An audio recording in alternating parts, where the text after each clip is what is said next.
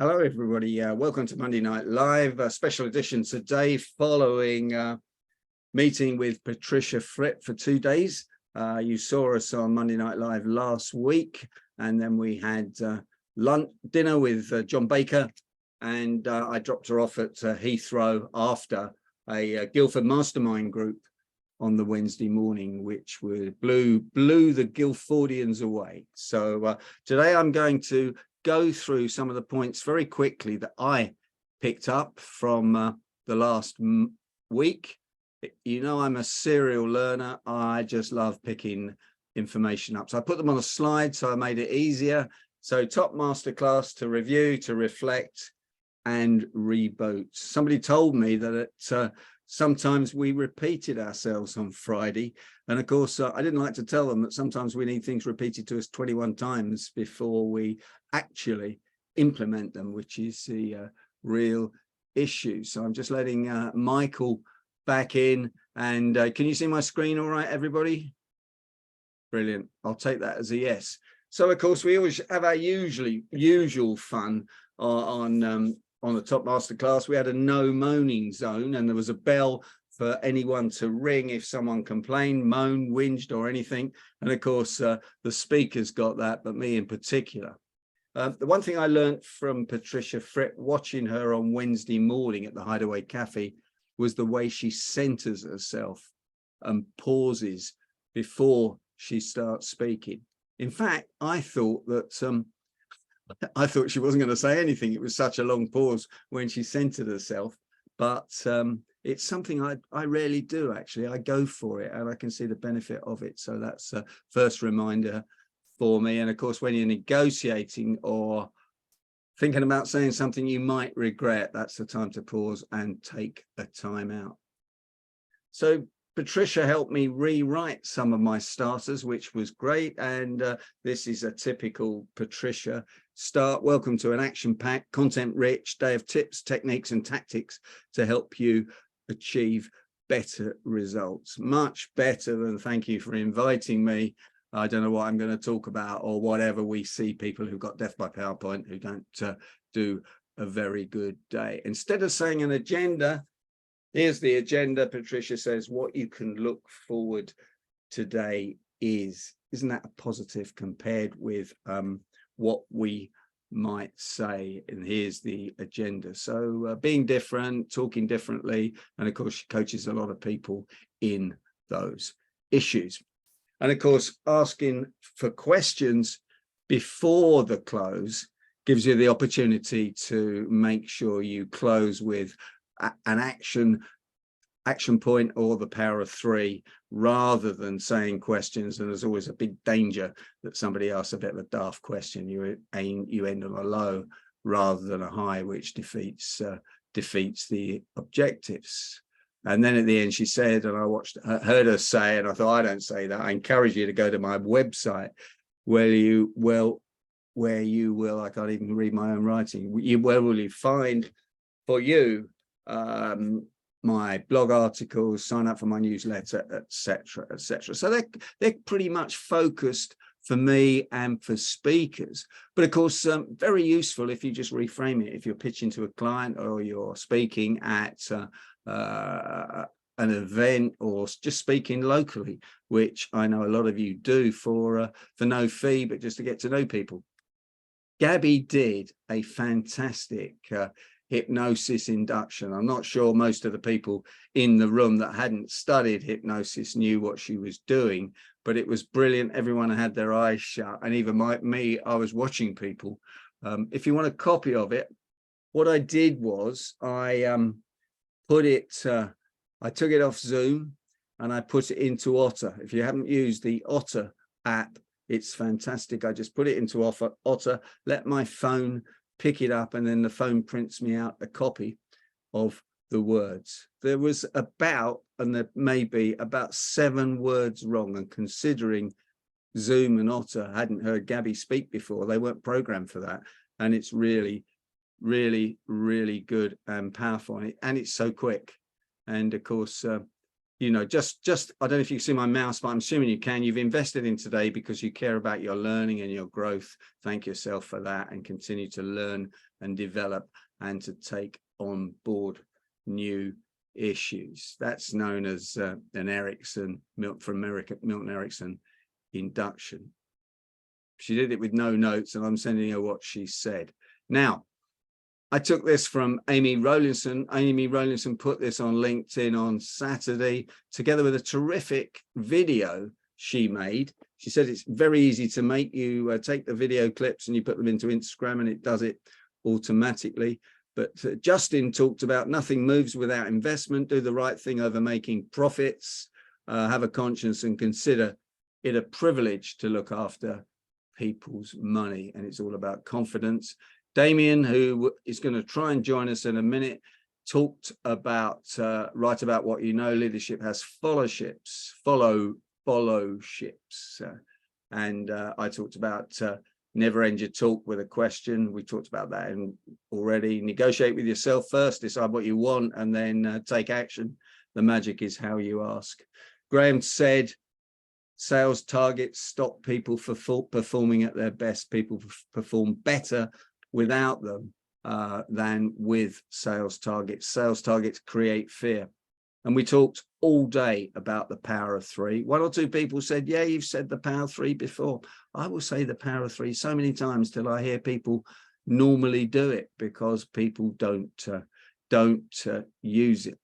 Tim is with us. Tim talked about it's not what you say to yourself that makes a difference, it's what you repeat. That's self-talk. You never know where you will find wisdom. In fact, you find wisdom in the most unusual places. And then talking about be proactive, take responsibility of what you can control. But of course, Tim, having studied, having helped Stephen Covey, has that fantastic wealth of knowledge. Gabby talked about all emotions have a positive intention. Fear and excitement induce the same physiological responses. Using framing, matching, mirroring, and modeling to build rapport, yet staying authentic.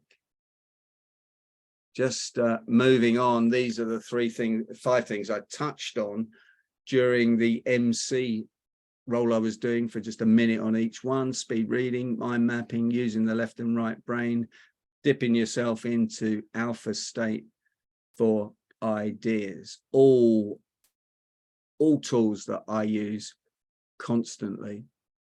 Herbert Castello, I was hoping Damien would be on, was the man that passed away a couple of weeks ago. There was an article in the Mail on Sunday. Yesterday, if you want it, I'll WhatsApp it to you. I met his daughter Avril at the launch of Damien's book, SAS, Great Escapes 2. I'm still reading it. This man pretended, he worked in a butcher's shop, pretended he was dumb.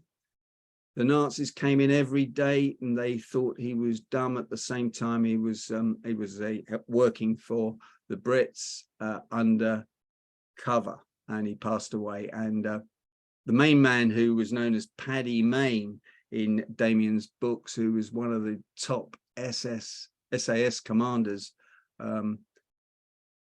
somebody got a picture of him, hung it above Herbert's bed as he was passing away for a few weeks. And he said, I've still got my general looking over me, my commander looking over me.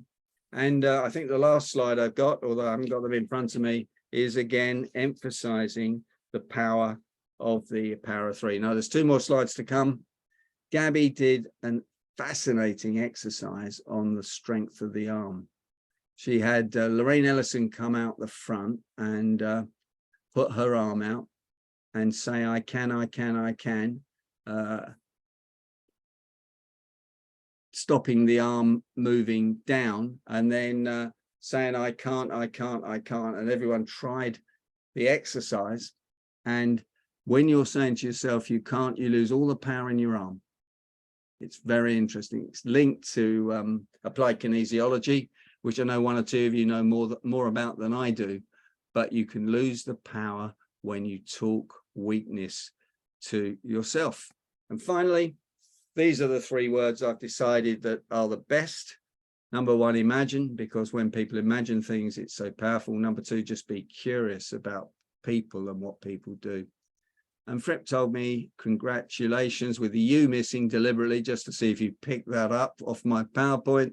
Congratulations. I've started saying that over the last 2 years to people when they've done something well, and just look at their face. And training isn't a cost. Speaking isn't a cost. What we do is an investment in people's development. Okay, I'm going to stop my slideshow there, and I'm going to hand over to my pal Godfrey Lancashire, who needs to unmute himself, who took Patricia Fripp on a fantastic museum tour in Dorchester, and dressed up as the judge at one stage, and he was so scary I think I backed off. Godfrey, welcome. Thank you, Derek. Hello, everybody. Yeah, I had the great pleasure of meeting Patricia face to face. Some of you may have already had that treat, but I had only up to that point met her on Zoom and by messaging. So it was a great pleasure to meet, and what a bundle of energy Patricia is. What impressed me throughout our little time together, if Derek will allow me to share this, is she was both interesting and, I would say, more importantly, interested in people she was with and everything that was going on around her. So she must have been tired for the helter-skelter tour of the UK she'd been on, but when she was with us, she still was very interested in everything and asked really good questions, and I think it came naturally to her. But one of the questions that impressed me when we were having a quiet time over a coffee was the question, what was the period in your life when you were happiest? And then, of course, the follow-up, and why was that? And that just made me think, not only just then, because I was able to say spontaneously, well, Patricia, I'm a natural born optimist. Sometimes it doesn't always work, but I've always been pretty happy since I was a child, right through my growing up and adulthood.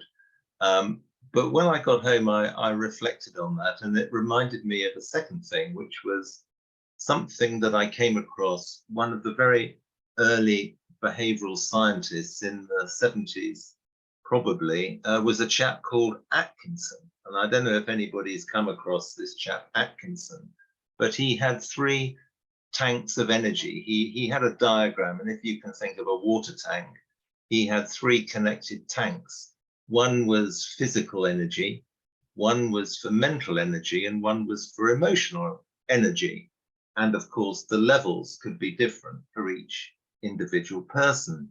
But what he argued, which I've believed from that point onwards, is that for you to be happy, and probably a better phrase would be at peace with yourself, is when for you, your physical energy, your mental energy, and your emotional energy are all in balance, and your reservoir of those 3 tanks are all level for you. And of course, some people will need to expend a bit more physical energy. Some people will want to read books and be a bit more academic. And some people will find, I don't know, your relationships are a bit tricky, but if you can get your relationships in balance, then your emotional tank is at peace. But I just came across that. I thought I'd share it with you. But it was really as a result of Patricia asking that really good question, at what point in your life were you happiest and why? And it just showed me that it wasn't all about her, it was about other people, and she took a real interest in everything that was going on around her. Derek, do you want me to go on, or shall I just stop there? But that was there, but I might come back to you, Godfrey, so pay attention. You never know what will happen. Okay, that's great, thank you. The quality of the questions you ask determines the quality of the answers you get. We all know that. We talked about that many times on Monday Night Live. However, when you're networking or you're meeting people for the first time, it's very interesting what questions you do ask. And I have been watching Patricia. We talked about modeling. Everyone talks about modeling, don't they? Finding someone that's really good at something and copying what they do. And that's why I pick Patricia up at Heathrow every time she comes across, and I get some fantastic tips. Now on Godfrey, you said she was tired. Well, you should have seen how tired she was when I dropped her off on Tuesday night, and then when I dropped her off at Heathrow on Wednesday. But I dropped her off at the Angel Hotel in Guildford, which wasn't the best choice, I must admit. She did have a grumble about the uncomfortable bed when I picked her up at 7:15 outside and took her to my breakfast business club mastermind group. And she was really on good form. She just put the energy on, switched it on, and away she went.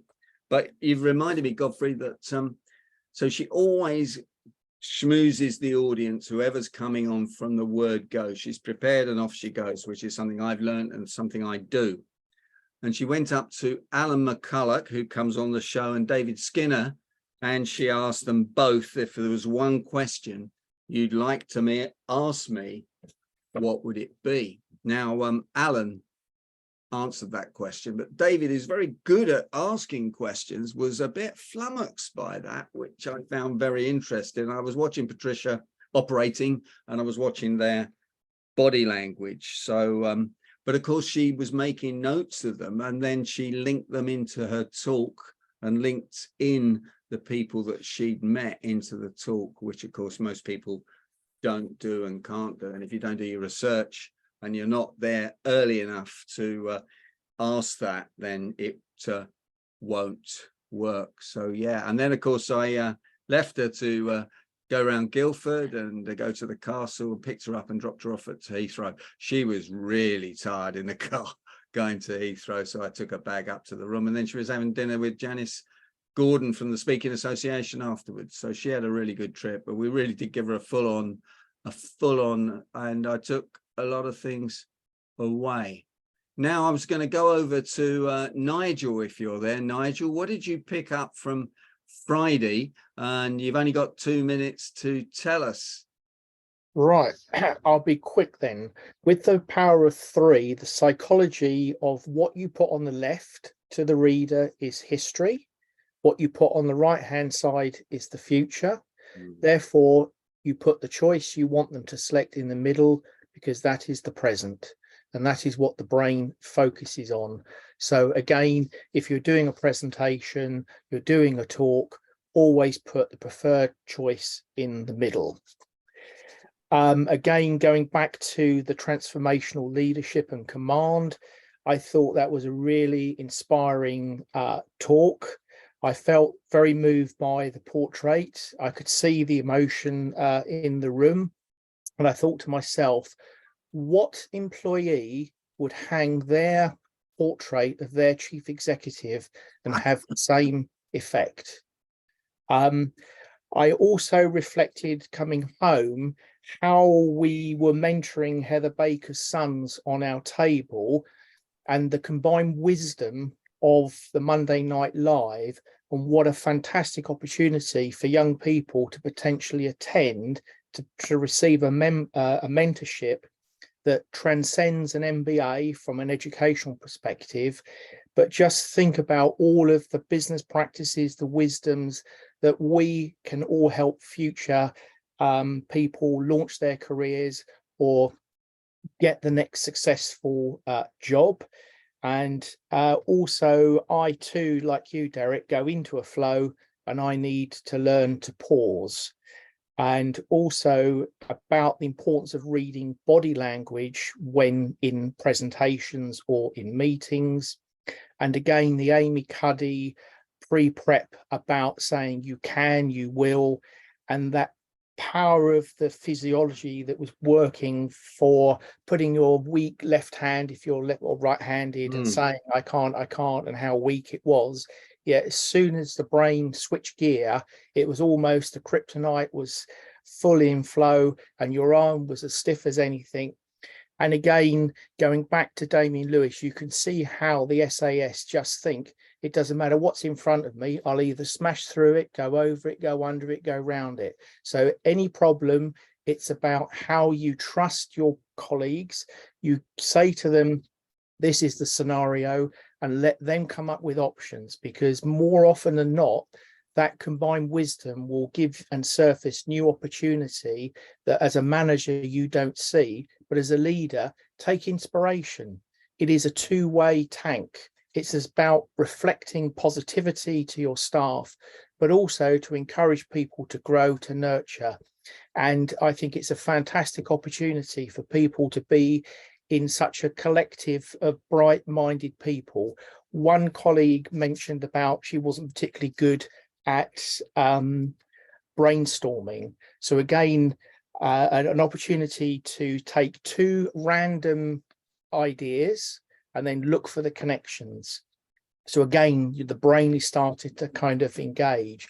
And it was quite interesting how that individual started out feeling unsure, unclear, and positive, yet with that little pearl of wisdom, suddenly you could see it was almost like a balloon being pumped up with enthusiasm and opportunity. So all round, fantastic opportunity. And again, the power of three. Thanks, Nigel. That's great. And did you do the exercise? Because I've seen Gabby do that before a long time ago. It's a fantastic. Not the left hand, no. Did you didn't do the exercise? She asked everyone. Yeah. We did it in a row. I thought you meant beforehand. No, and it worked. Yeah. It worked for you, did it? Yes. Staggering, isn't it, when you do that? I mean, it does come out of the box of applied kinesiology, where you lose your energy if you do things which aren't bad for you, or you say. But again, if you looked at that as a kind of negative, I can't. So all you see is the problem. But if you, I can, you see it as a solution. Absolutely. And just think how powerful that can be in a corporate concept of either a meeting or a consultation with a client, or when doing a presentation. And think how many times we get negativities and how many times we get can'ts. Of course, the answer with can't is you knock the tee off and get on with it. I'll come to you, Tim, in a second. I've got seen your hand. Heather Baker brought her two sons. She called me a month before and asked if that would be okay. She had specific objectives to help them, like I did with my son when I took him to North to America with me on a couple of occasions. But they were 16 and 18, her two sons, and she brought them along. Damien Lewis's son was 19, and there were a number of people in their 70s in the room, the oldest being 77. So isn't it fantastic to be a room of ideas where there are people from the age of 16 to 77? And I'd like to talk to you about mentoring their sons off the record another time.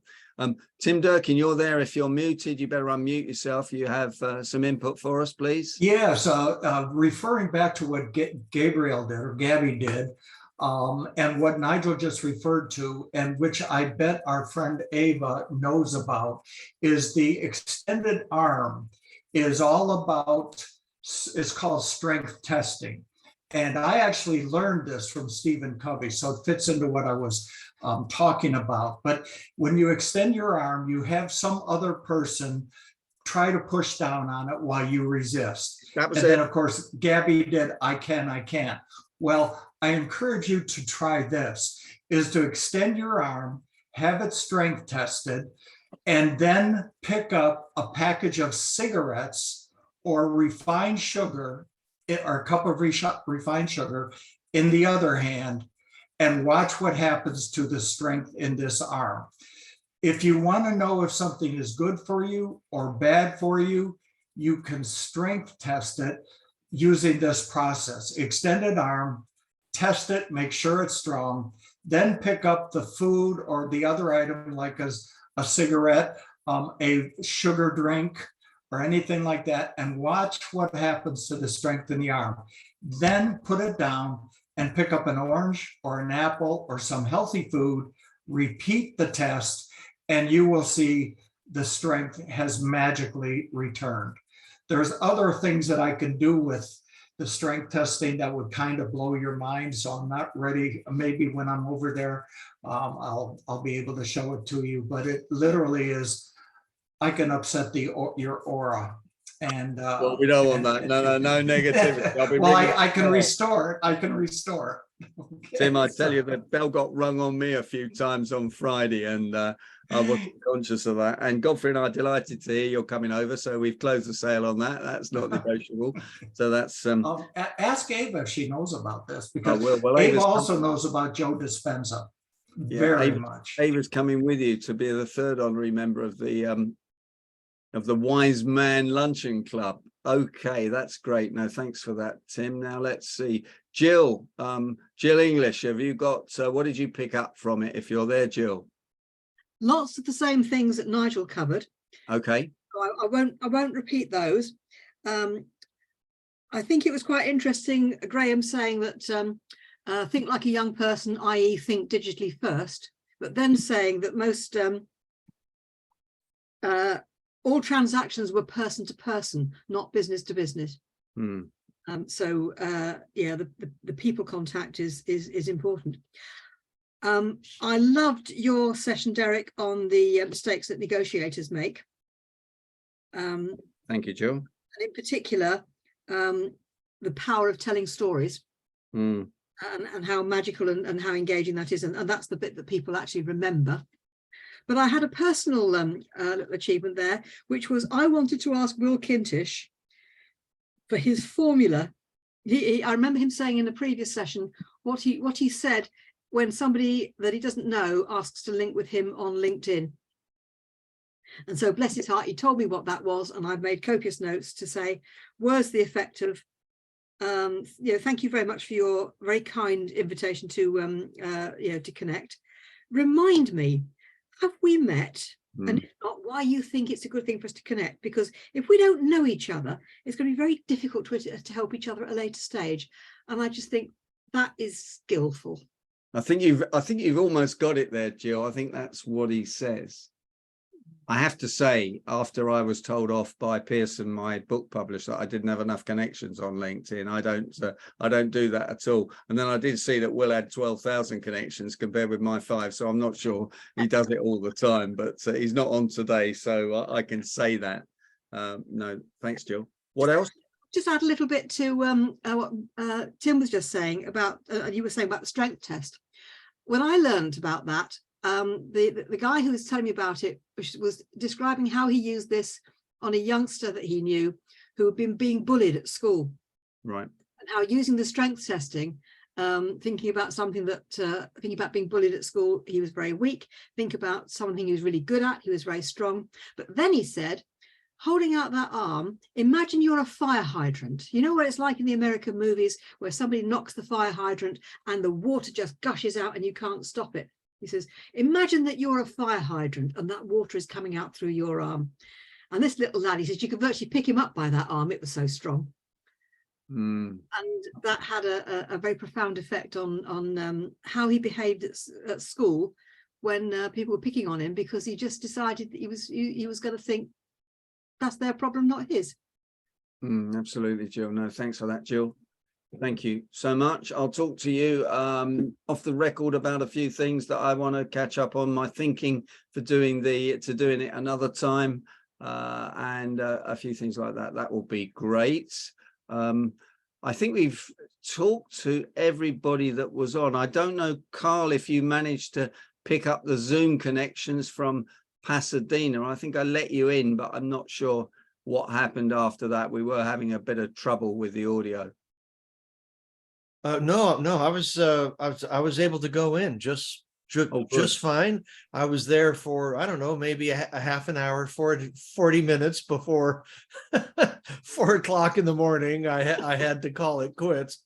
But I'm looking. I'll tell you what, I saw enough that I know that I want to see the recording of the whole thing, because the quality and the interest in what was going on in there was exceptional, even at 3:30 in the morning. So I'm looking forward to it.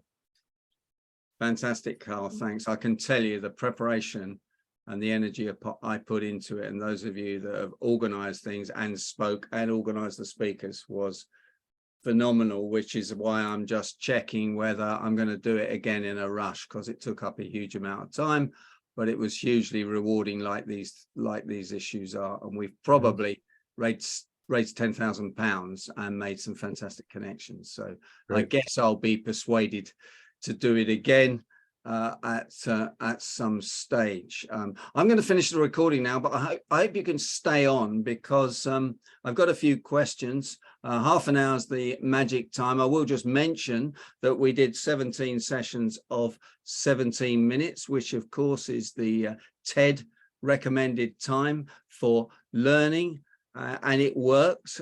We had to remind a few people that their time was up, but each one of the 5 speakers managed to keep it to that time. And considering they could run a 3-day workshop on their own, 17 minutes to get their best ideas and best tips in was fantastic. So thanks to everybody, and thanks for joining us tonight. And this will be on my YouTube channel and Negotiators podcast. So please like it and connect with us another time.